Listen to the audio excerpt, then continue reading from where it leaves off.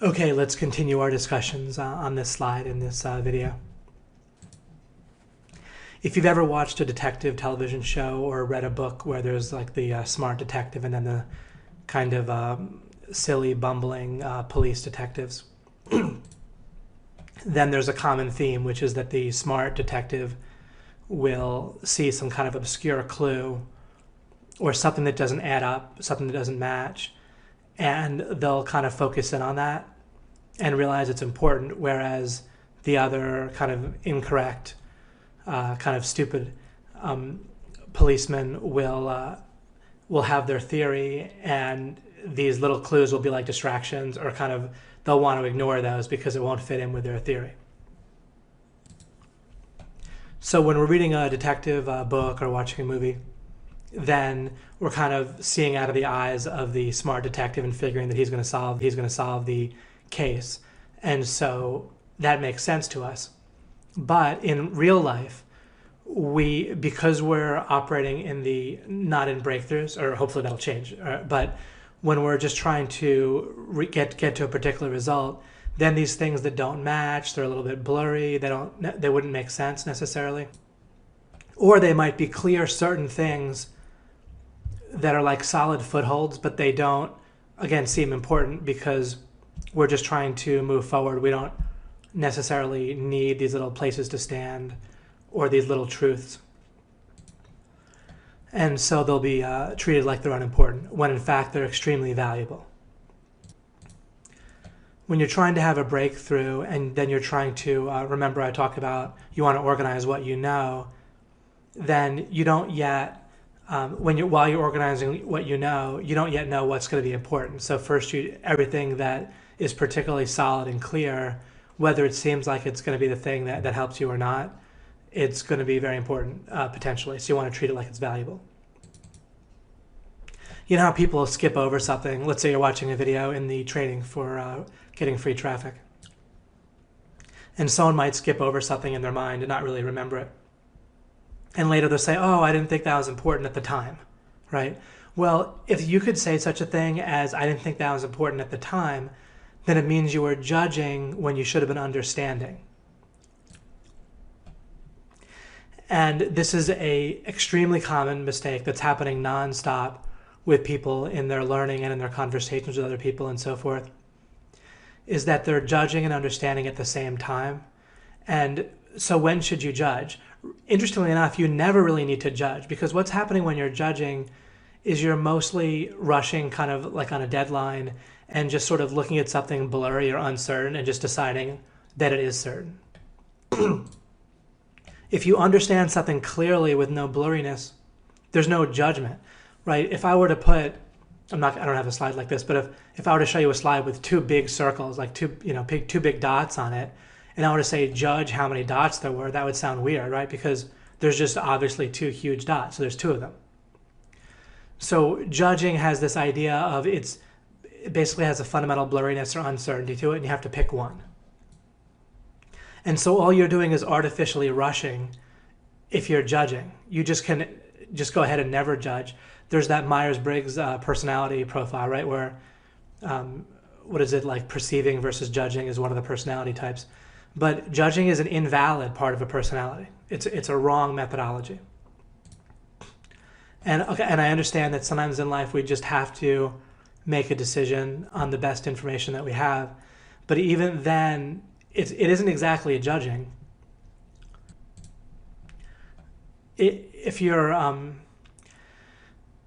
basically either picking at random or you're picking the thing that is most reasonable to choose, right? So if something makes more sense or has more of a chance of being correct, and you're being rushed by circumstances, then you have to go with that.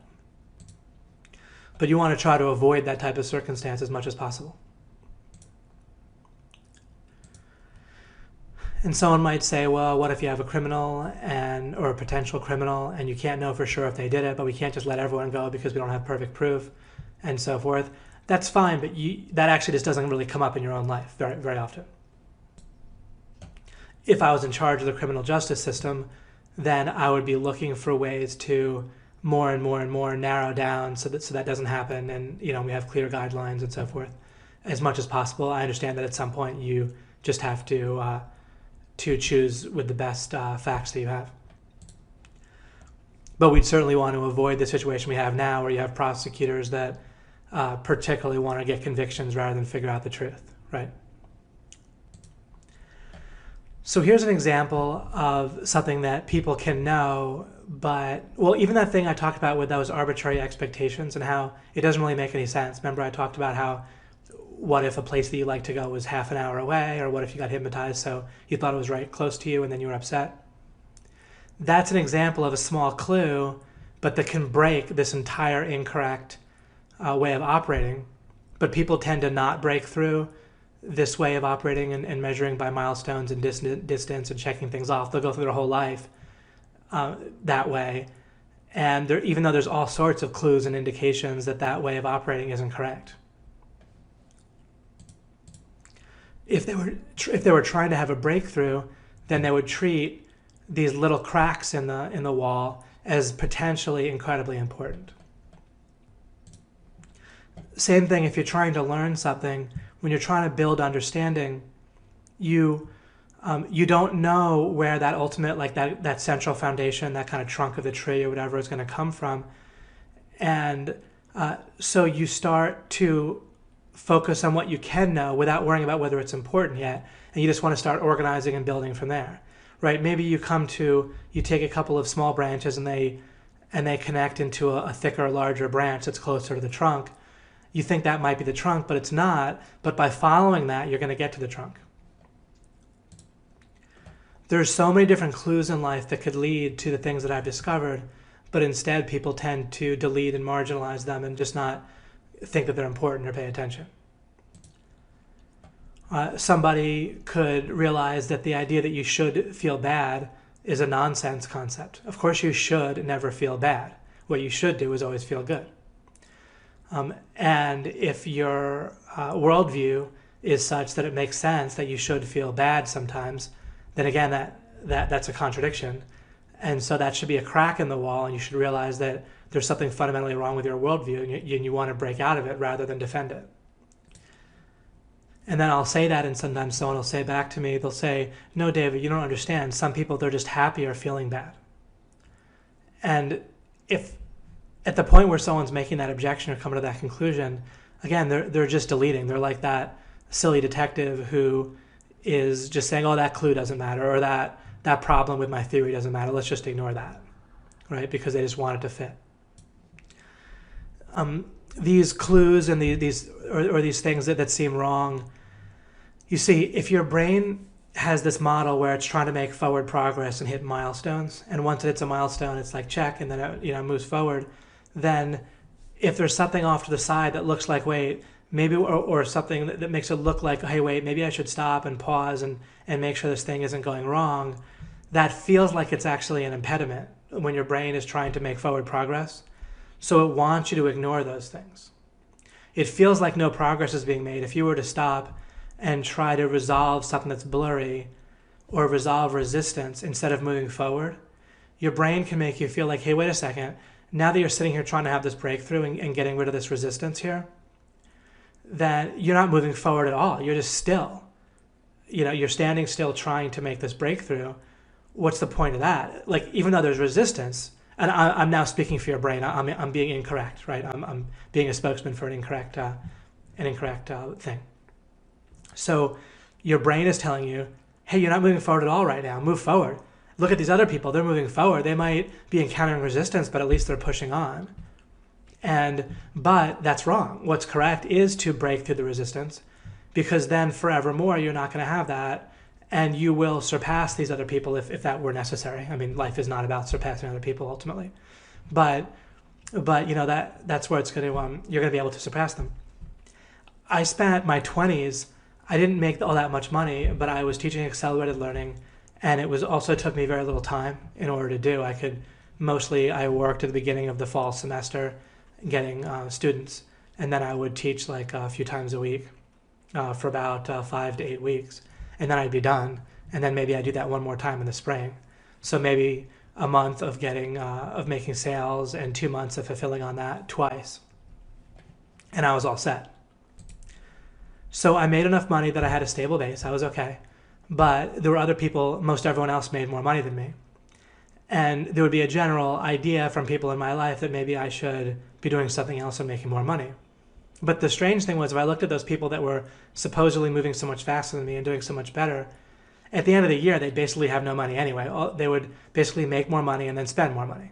So they'd have more experience, like it would just kind of, we'd end up in the exact same place. They would be running around, flapping their arms and legs more than I was.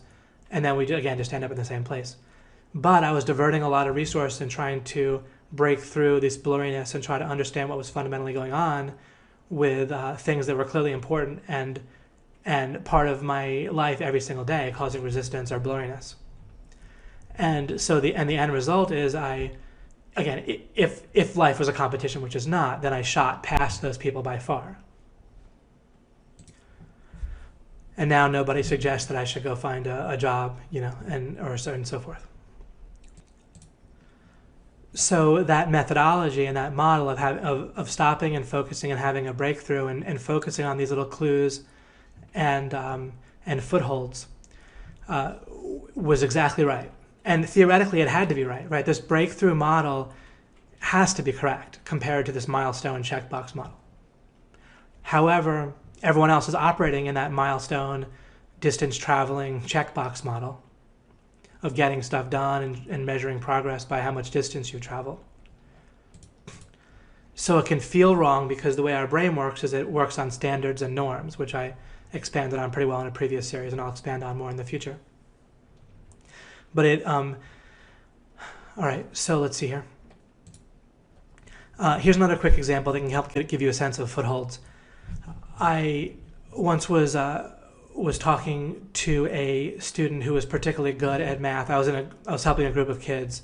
They were like between high school and college, and I was helping them prepare them for college. And most of the people there, they weren't that good at math. They were just kind of normal. They weren't like behind or anything. They were all going to be going into the University of Virginia. But one of the kids was recognized as being particularly great at math. And so I asked him how he approached a math problem in his head when he came across it. And what he said was, the first thing he would say to himself, like he would look at a math problem, and I was a little bit like this guy. I had a similar process, so I recognized it. He would look at the problem and he wouldn't know the answer or even how to do the answer right away, just like everybody else. So most everyone looks at a fairly complicated math problem, the kind you get like toward the end of high school or college, and he wouldn't know exactly how to do the answer. Not only would he not know the actual answer, but he wouldn't even know exactly how to do it. In plenty of cases, sometimes he would, but plenty of times he wouldn't. But his response to that would be different than most everyone else. Most people, they would get a bit of a sense of panic and frustration when that would happen. They'd kind of freeze up. And then they would try, the people that did it wrong, then they would try to make some analogy to something else. They try to kind of force fit that problem into one of the templates that they'd memorized. And that might work and it might not. But it was a kind of scary, frustrating process filled with some panic. With this guy who was particularly good, he would not know the answer immediately, but he would say to himself, this question wouldn't be on the test unless we've been taught how to do it, unless we've been taught like kind of the building blocks of how to do it. And then he would just start to organize what he knows. And he wouldn't try to judge, of course he would be picking things that seem related to the question at hand, but he wouldn't be trying to decide whether a particular piece of information that he knew, like a particular formula that he'd memorized, or some of the information given in the problem itself in the test, whether it was important. He would just start to organize that information, kind of list it and get his bearings. And so what you're doing is you're organizing these things that you know. They're little footholds. You might not need each and every one of the footholds, but you don't know which one you need. And so you get a sense of, you want to kind of build up these places that are solid, right? Or organize these places that are solid that you can build from. And then you could try to build from different places and see where it starts to work. So you can use this line here about solid footholds and clues are far more valuable than often realized. You can use that feeling to see how well you're shifting in the paradigm into this model of breakthroughs and consolidating rather than results and checkboxes and milestones and so forth. Because if these clues and footholds don't seem important to you, then like clues are like things that don't add up, right? That are kind of out of place, that they don't fit. And a foothold is something very solid where it's clear. And if those types of things feel important to you, then that's a good sign. And if they feel like they're irrelevant and you want to skip past them, then you want to stop and say, wait a second, that's my default previous paradigm is running the show here, and that's probably not going to get me nearly as good results as I want. Or it might get me results, but over time, it's going to build up like kind of gunk or resistance or blurriness and confusion. Okay, now this next line here, I write how to spend resources, how to get the most bang per buck, what about synergy, and avoiding missed opportunities. All right, trying to figure out where you spend your money, your time, your different types of focus with your brain, and your conscious attention, and your real you conscious, like kind of resisting and digging, or when to put your reputation on the line and so forth, then it's very difficult to decide and to spend resources properly and to divert them properly when you have this wrong mental model of trying to travel a bunch of distance and check things off and getting results. So if you have a goal that you want to make $10,000 a month, and then you want to check that box, and then you want to move on to $20,000 a month, then it's pretty hard to know where you're going to spend your resources.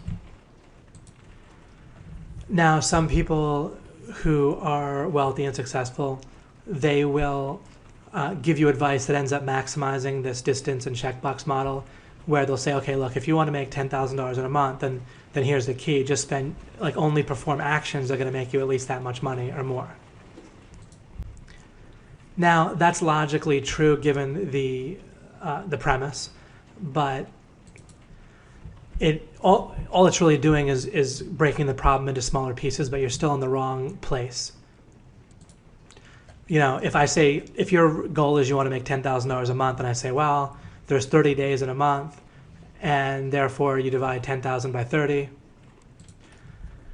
right, and you get like 333, so you have to make $333 a day, and then you might say, well, you might push it and work 10 hours a day, and so you have to make $33 an hour, then that still isn't going to really, it might look like it helps, and it might help somebody more than, like if they're in this progress and distance getting stuff done model, then that can help maximize it. So you might be able to operate better within that model with breaking it down like that. So it's useful advice for that reason.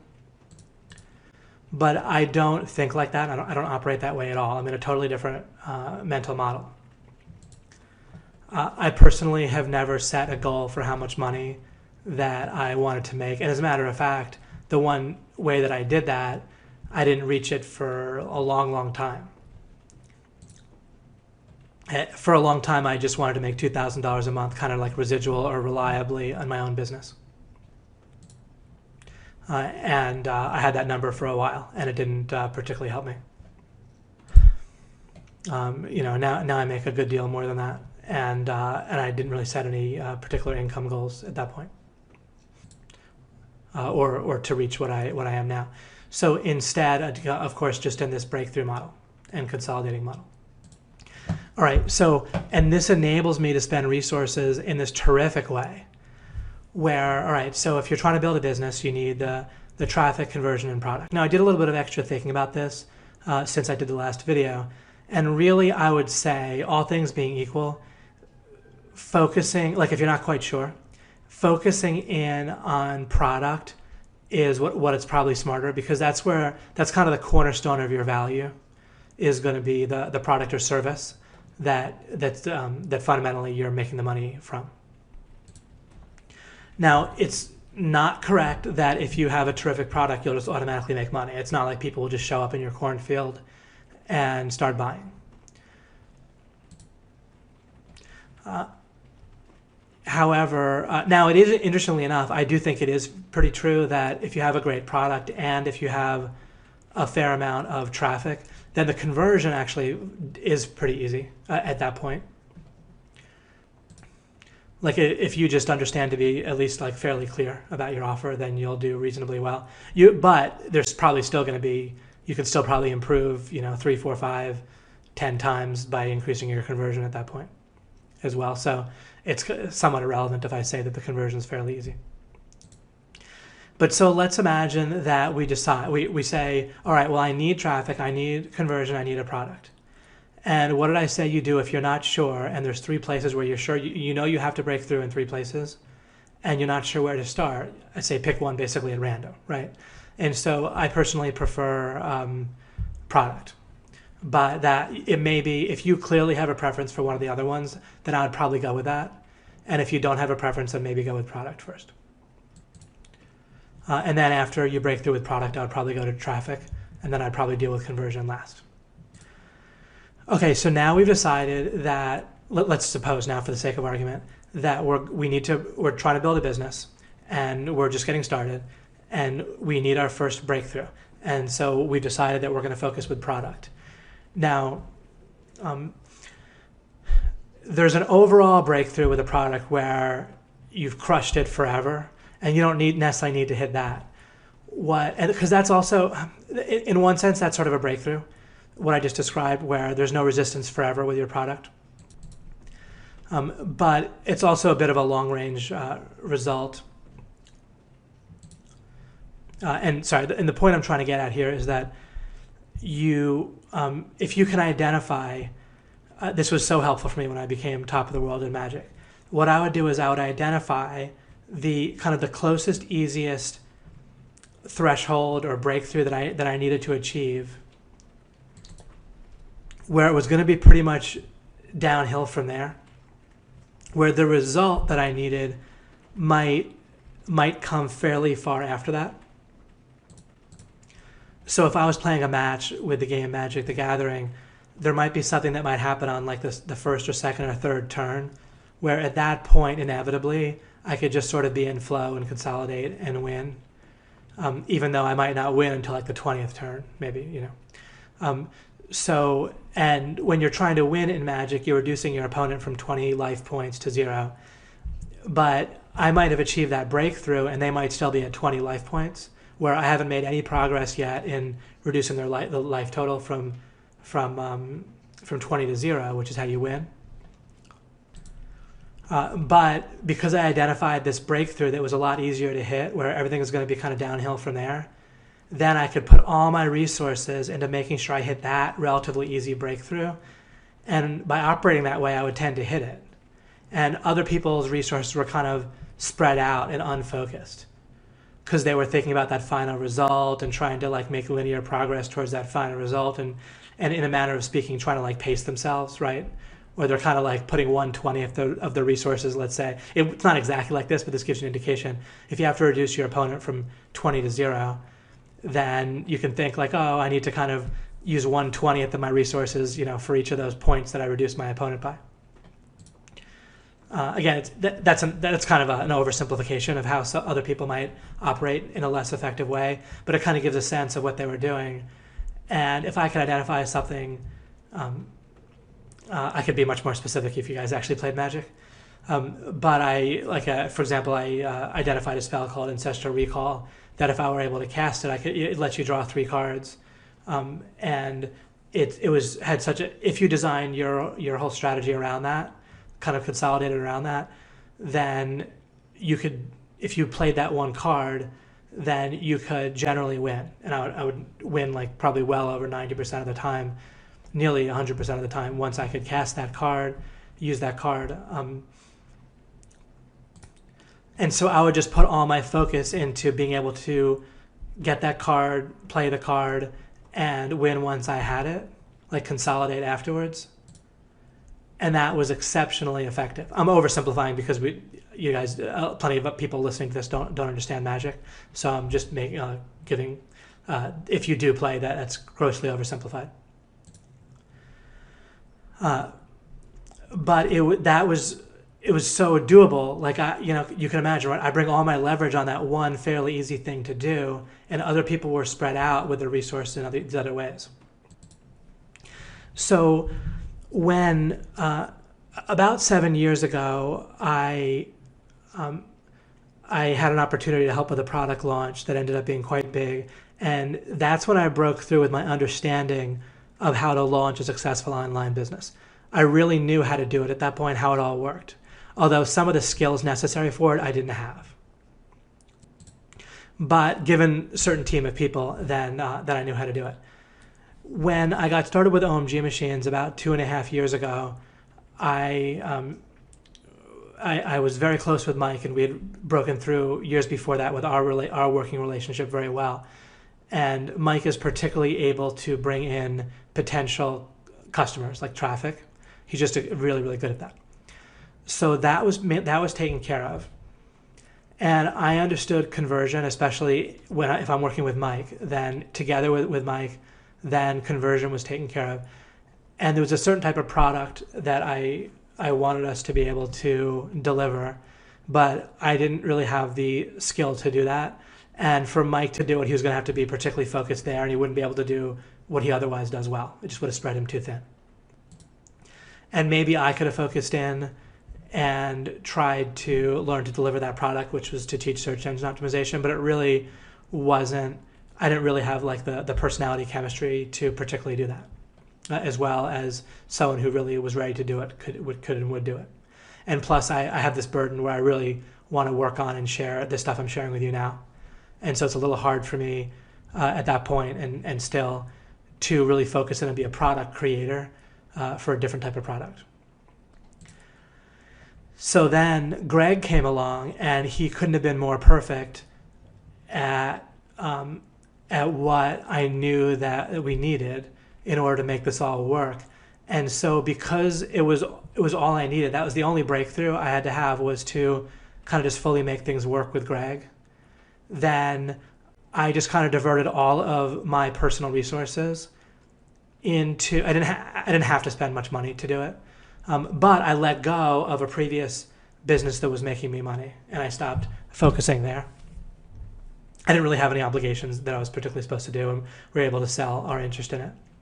So it wasn't like I neglected people or broke a promise when I did that. But there came a point where it was clear that this was all I needed. And so I was able to divert all of my focus and time and resources and creativity into making things work with Greg. And that worked, right? And I was able to just fully focus on it. It worked. It happened pretty quickly. Then once the product got cleared up, where we had broken through, where it was going to be pretty much downhill, it wasn't even fully created at that time, but I had broken through with Greg, kind of personality-wise, work-wise, and with where we knew how the product was coming together, and a lot of it was already being made, or actually made and filmed and so forth. And so we'd broken through, and it was getting consolidated just fine. And then I was able to divert resources, make sure traffic was under control with Mike, and whatever it took to make sure that was going to happen, I made sure it was going to happen. So then I spent a lot of time and focus there next, and working with Mike on that. And then as much as it took, you see, once again, because if it's the next breakthrough I'm working on, then all of my resources can go there, unless with the max of as long as whatever that particular breakthrough is worth. So I'm not going to being kind of flippant here, but I'm not going to sell my wife into slavery or something in order to achieve that result, just to come up with something extremely ridiculous. Or whatever. I'm not going to cut off my arm to make it happen. But in terms of my career and focus and so forth. But what I did do was I spent a fairly minimal amount of time with my family while I was building some of that up, because it needed to happen, right? I needed to break through. So I wouldn't. There was a certain amount of time I wasn't willing to not spend with my family. So there's a certain part of my time that's reserved for my family. I didn't break into that, right? That's kind of set apart. But pretty much all my discretionary time, which was a lot, right? Let's say I spend 2 hours a day on average with my family. If I'm awake for 16 hours, that's like 14 hours to focus on my business. because even when I'm eating, I can be thinking about it, right? And working on a notebook, sometimes talking to somebody, whatever. In between chews, right? You can get some conversation in. But one way or the other, I just put full and absolute focus of what I had available into the business, and other things that weren't just critically important in my life, such as my relationship with my wife. Then I pretty much put no focus into. I don't really have a lot of activities cluttering up my life at that point. I didn't just have I don't know, just kind of random personal stuff going on that I needed to do. So I just brought powerful focus and my resources to bear, product, then traffic, and then that worked out well. And then conversion took a lot as well to kind of get the story straight and work on that. And then as that started to work, then I might go back to the product and kind of look for where's the next place where there's still resistance coming in, and trying to break through that next level of resistance. Right? You can kind of break one place where resistance is happening and where you kind of have a full breakthrough, let's say with a product, but there can be resistance related to the product coming from somewhere else in some sense. So you can, these kind of smaller breakthroughs, you can think of them as there's multiple sources of resistance in any, even just dealing with a product. And so you can break one source of resistance and consolidate there, and that constitutes a real breakthrough. But then if there's still other places of resistance, then you keep wanting to break that, right? And I continue that to this day, right? I look for sources of resistance or places where things might go wrong, and I continue to shore that up and make sure that that's either broken through or that we eliminate the reasonable possibility that something could go wrong. So the way that this is very different is it wasn't like as I was building OMG machines, I didn't think, all right, which activity is going to get me the most return on my investment? I didn't really think that way, right? I didn't think, all right, am I going to make more money if I make more sales?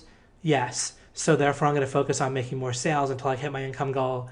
And then I'll look around and make sure everything else is okay, is good enough. I did not think that way. So I'm not looking at what's the most bang per buck. In other words, I'm not looking to see where can I spend resources so I can seem to move forward the fastest. That's completely in the other paradigm of measuring progress by distance and check marks. So it had nothing to do with actual dollars or measuring dollars coming in. Now, overall, I was always planning so that after the breakthrough happened, we would be profitable. Right? It wouldn't make any sense to be going for a breakthrough that after we were to have it, we still wouldn't be very well off. So certainly I would make sure I was going for breakthroughs that would actually be beneficial, right? And that would result in lots of profit once they were accomplished. So that I did for sure. But I wasn't looking to get the most distance for my dollar or the most money for my time. I completely wasn't looking at the situation in that way. Right, and again, instead I was looking, which breakthroughs do I need? If it's more than one, I basically pick the one that most appeals to me, or if nothing appeals to me more than the other, I pick one at random. And I realize that's totally fine to pick one at random, because I already said I need them all, but I can only do one at a time, most efficiently, right? So I pick one. And then I just put all my resources that I have for that type of task, and I divert them all into that one breakthrough. If an emergency comes up where there's a big problem that I have to solve, then for that day, let's say, or for as long as it takes, I deal with that emergency. I mentioned that thresholds were like a type of breakthrough. Like a threshold is when you're trying to jump over a particular jump a particular height or achieve a particular escape velocity to break out of an atmosphere, or essentially it's kind of a jumping a certain height mental image instead of a breaking through a wall or breaking through resistance image. Either one is valid, and usually one or the other is more applicable to a particular situation. There's a type of threshold where there's what I call a deadfall. And a deadfall is different than a setback. Let me just show this on a slide here real quick. Okay, so what I said is a threshold is kind of a type of breakthrough. Okay, so A deadfall is something that's really just going to take you out and destroy the whole project that you're working on. Either your relationship will kind of particularly fully implode, or yeah, it'll just kind of fully take you out, or your business will basically just go away, or maybe one of your type parts of your business, your traffic or your product or your conversion will just totally fail. And so if there's a potential deadfall, then it's worth anything to make sure that that doesn't happen, right? And when I say worth anything, again, I'm talking within the scale of the project that you're working on. So not selling your wife into slavery, but within the amount of potential focus you have for your career. That, or when I joke about that, which maybe isn't even worth joking about. Apologize if that sounds offensive. I fully mean it as a joke. But regardless, including also not cutting into kind of sacred time with your family. That if you were to particularly neglect your people, someone that's married to you, or your children that are depending on you, where that really wouldn't be right. Where you'd really be violating a previous breakthrough, or it's going to be kind of a deadfall, not just from your perspective, but from their perspective. And you'd be destroying something else. So that you don't want to spend, right? You don't really need to deficit spend in that way. So we're talking, again, just the resources that are relevant for the particular project that you're working on. Now, so it's kind of worth everything to breakthroughs that you need, but also to avoid something that'll fully take you out. And the one time when it's worth deficit spending, if you have to, you always want to not go into debt if possible, both money-wise and any other way. But you don't really need to go into debt generally to even have a breakthrough in a lot of cases. Although you for sure never want to go into debt to just like move forward a distance. Maybe to have a breakthrough, it might be worth going into debt. But even with that debt, you want to make sure that it's not going to. It's hardly a breakthrough because you're creating more resistance, right? Like what I mean with debt is that you literally are having a situation where you're going to have resistance in the future from that, right? It's going to be interest on it and so forth. So it's typically not even worth it for a breakthrough, but it is worth it for a deadfall, which will totally destroy you. So better to have resistance than to totally implode, right? So that's the one time when you can go into debt, and it makes logical sense. Other times it might feel like feels like it makes sense, but it probably doesn't. There's one sort of opportunity-based deadfall that you can look out for, and what I mean is most every other deadfall is you have something working, and it could blow up. But there's one other type of situation where you can deficit spend and where it's like a deadfall, and that is getting started in the first place. If you're at square one, then you're already kind of dead, right, so to speak. And because that's what a deadfall does, unless it fully killed you, then you're kind of starting back at square one, right? So if you already are at square one, then any amount of debt now, all things being equal, you still don't want to go into debt, but you can put anything into, it's kind of worth anything to get started, right? So that's the one time when you can deficit spend in order to move forward, is to move off of square one. Other than that, you don't really want to deficit spend except for to avoid going back to square one. Now, a setback is, I guess, kind of a bit of a tough one. If it's going to cause you to lose a previous breakthrough, then it's pretty much the same thing. Dealing with that type of thing, it's the same as having the breakthrough in the first place. So your resource and your cost, you still probably don't want to deficit spend, because that creates more. The whole point of a breakthrough is you get rid of resistance. There's no point in creating resistance in order to get rid of resistance. So you don't need to deficit spend, but you put the same amount of resources into avoiding losing a breakthrough as you would having the breakthrough in the first place. But this is also why you want to consolidate. Generally, if you consolidate properly, you're not going to lose the breakthrough. You're not really going to have setbacks. But a deadfall is not a setback. A deadfall fully takes something out.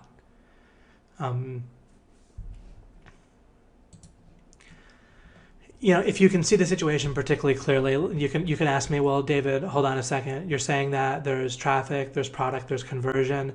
What if there's a deadfall that's going to take out your product but not your traffic and conversion? Then you won't be at square one, but you will have lost your breakthrough with your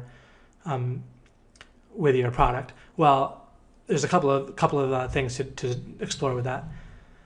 One is that it might be that your traffic and conversion will implode as well if your product implodes. If you've built things on top of your product.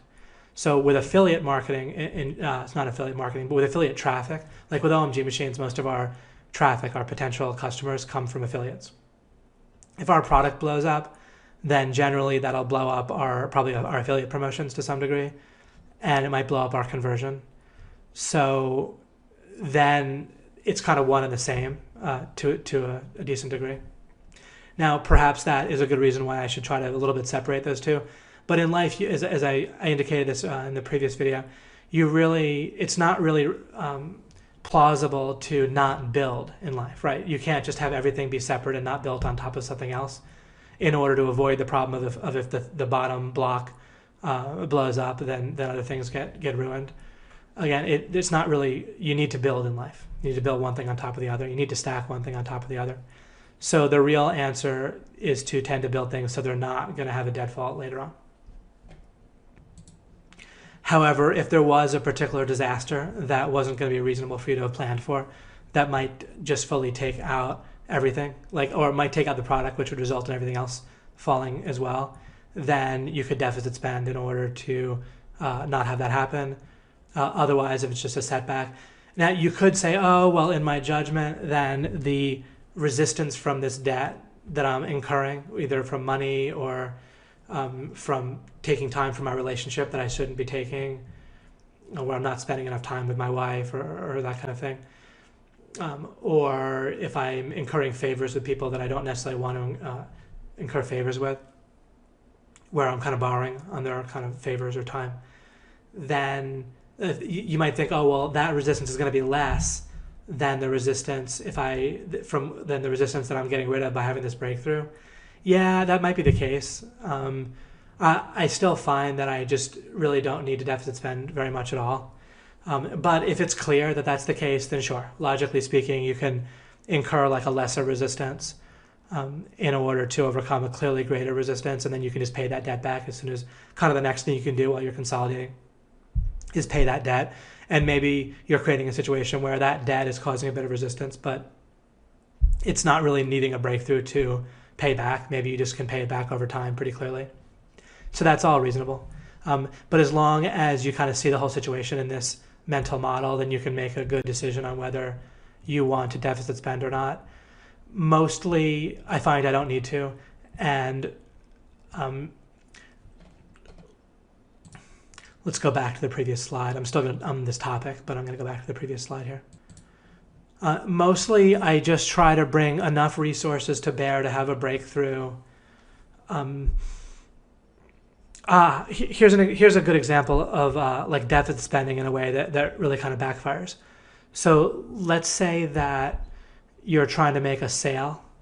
Now, a sale in and of itself, it's useful to start to ask yourself, is making the sale a result, like a checkbox, or is it a real breakthrough?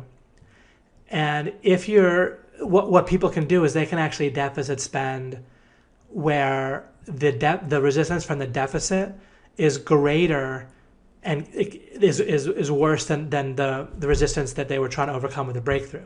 So people can make a sale in such a way that it creates a lot of resistance because they're promising stuff that really isn't going to be fulfilled. And so that's going to create a lot of resistance after someone buys. And you might be in a worse position than if you just didn't make that sale in the first place.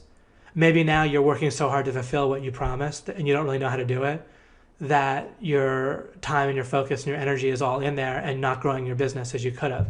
Maybe you could have made 70% of the sales that you made with a lesser offer, but then that was an offer that you were easily able to fulfill. Everyone's going to be happy. You're going to get testimonials. That's going to give you momentum, and you're going to be freed up now to do the next thing in building your business. So you make less sales, but you're way better off, and you're going to make a lot more money.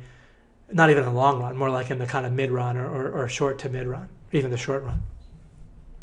So you want to be thinking of that. The reason I'm very careful about deficit spending is that, or deficit spending is also similar to burning resources. Like if you're,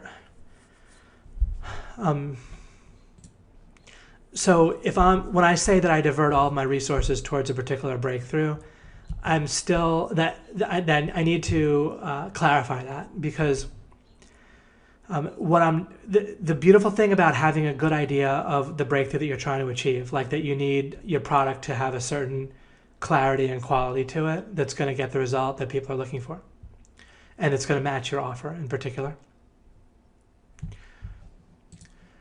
is really what I should have always said is that I bring sufficient resources to bear to do it quickly and efficiently, have that breakthrough with an extra little buffer where I'm pretty sure where even if things go reasonably wrong, like reasonably predictably wrong, but where I got kind of unlucky, but unlucky in a way that was always pretty plausible, pretty possible, even if there was like a 10% chance of it, but not like a 0.01% chance of. I'm not looking to bring so many resources to bear that if there's a very, very small chance that something very unlikely would happen, and that's going to cost me a lot of resources to remove that last little percentage, then I probably won't spend those extra resources. But anything that reasonably could go wrong, even if it would be unlucky, but it still could happen with a reasonable percentage of possibility, then I'll have that buffer. So I'll bring enough resources to bear to have the breakthrough or to get over the threshold to make the sale, for example. I'll make that offer good enough that I'm getting plenty of the people, that I'm overcoming any kind of reasonable objection or even unreasonable but fairly common objection that someone might have, as long as I can fulfill it in the offer in the first place, right, without deficit spending. But if I have to put more into that offer and more work in order to make the sale to a reasonably larger number of people, I'll do that. So you have that buffer of resources where you're putting more resources than the minimum to get over, like in the best of conditions, but you're not really going for overkill past a reasonable buffer. So again, I'm trying to have a breakthrough or get escape velocity, or I'm trying to get enough traffic or a good enough product or a good enough conversion. What I'm trying to do is divert as many resources as I need to be assured of that breakthrough, to be assured of having the breakthrough reasonably quickly, and to have a buffer of breaking through where I'm not trying to divert the barest minimum of resources, but past a reasonable buffer, I'm not trying to do more than that. And once you are looking in that way, once you have that mental model I just described, it's pretty easy to estimate. Of course, you don't know exactly, right, like about how many resources you need to have a good reasonable buffer, but not more than that. But once you're knowing that that's what you're trying to estimate at, then you can usually do a pretty good job of that. Now, I also have the word synergy here. Let's suppose I need, just to put it in a way that we can have a mental picture, let's suppose I need 10 pounds of resources in order to break through a particular wall, right, or resistance. Well, you could say, what do you mean by 10 pounds? Right? I'm just coming up with something where I'm quantifying it for the sake of what I'm going to say next. Then let's say I need 10 pounds of explosives, all right, 10 pounds of dynamite. Then let's say I can get 8 pounds of dynamite. I have a source that only has 8 pounds, and it's only like $5 to get that 8 pounds of dynamite. And then let's suppose that it costs $1,000 to get that extra 2 pounds. Then it's worth it to spend $1,005 to get the 10 pounds because I need the 10 pounds to break through, you see? So resource decisions are easy. If we're judging by bang per buck and distance, then it seems like a no-brainer to just get the 8 pounds of explosives for $5, and then you stay stuck and you don't know what happened. So once you understand you have to break through, then you pay anything that you need to within what's relevant for that topic, right? Within that type of thing in life. You don't want to deficit spend if you can help it. Particularly make sure you don't deficit spend in a way that creates a worse resistance later on after the breakthrough. If blowing up this wall, if behind the wall is $400, and that's it, then of course I don't want to buy the dynamite for $1,005 just to blow up a wall to get $400, so to speak, right? So you always have a sense of proportion in mind. But often in life, the resources necessary for a breakthrough are far less than the rewards of having the breakthrough. But people still feel like it's not worth doing because it looks like they can make so much more progress for cheaper by just not having the breakthrough. If it takes you 3 days to really understand one beginning SEO technique that might only be like 3 videos, but you have to kind of work at it and figure out what's going on and do it, and that gives you a good foothold to start from, then that can be worth it. But generally people might have this sort of arbitrary amount of value or distance in their mind that they need to cover, and they might think that's way too long for 3 videos or for one technique. But it's totally arbitrary. Their measure has no anchor in reality, right? It's just this feeling they have. Or people will think, oh well, I need to make this work within 90 days or something's wrong. But that's a totally random number. If their breakthrough is going to get you $10,000 a month for years to come, and probably build from there, right? Probably not just stay at 10,000. Normally you're going to grow if you hit 10,000. Then really, is that only worth 3 months, or else forget about it? But people will intuitively feel that way. It's incredible. But it's worth probably 10 years of focusing, and as long as you have some stable base where you're okay.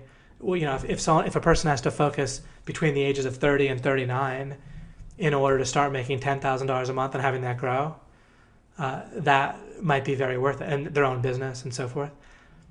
So, and it doesn't take nearly that long, even in the worst case with OMG machines, right? Probably anybody, no matter where they're starting, can start making things work nicely for themselves in 5 or 6 months. Plenty of people, depending on the head start they already have, or just luck, right, and other factors, might make things work within 2 months. But somewhere between like the 2 to 6 month range is pretty reasonable. But you need to decide for yourself what makes sense in terms of what the breakthrough is worth to you. And it ends up being so easy to happily and without second guessing yourself spend your resources properly, and also not overspend. I constantly don't overspend. People that are just observing me and trying to put me in a box might think, oh, he's cheap, in this case, or maybe I'm spending a bunch in this case. But all that's going on is, again, their measuring stick is all off because they're in this other paradigm of measuring by distance and progress and like kind of, bang per buck, right? It's very linear. And once you understand that I'm going for a breakthrough, then it's worth zero to me to pay for something that is not related to the next breakthrough that I'm doing. It's worth zero to exceed my buffer. I don't want to pay anything more than what's going to comfortably get me over the breakthrough. But it's worth a lot to me to break through. And that's how you should operate as well. And you'll spend your resources in life very efficiently.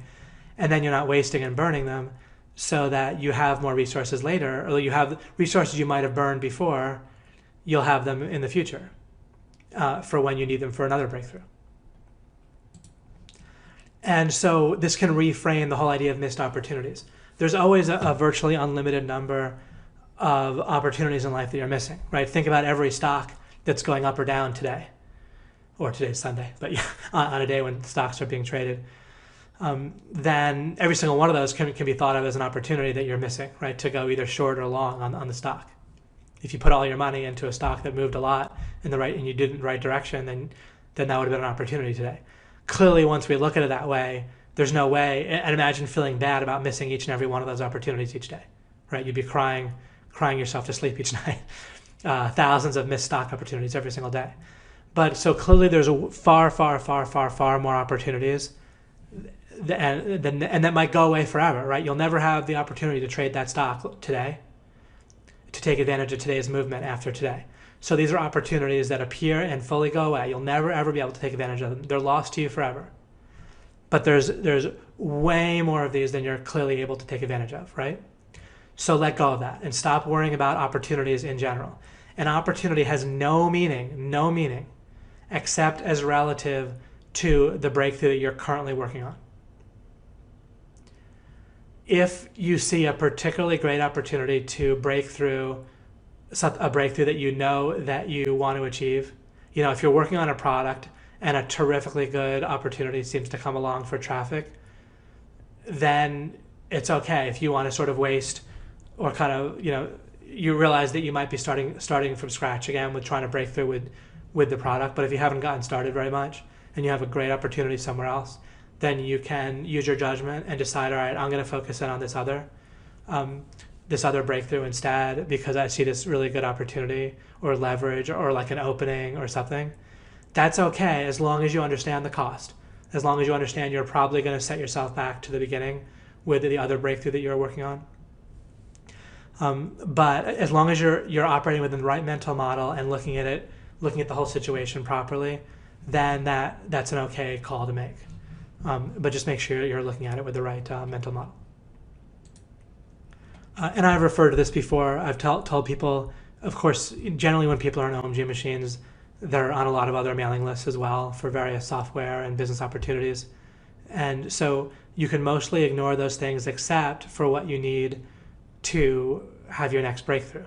And then you can buy smartly and you buy things you're going to use and need and they're going to be helpful for you. Right? So just do it that way. So there's your advice. Forget about, this is going off sale forever. There's always going to be opportunities, even opportunities are going to go away forever.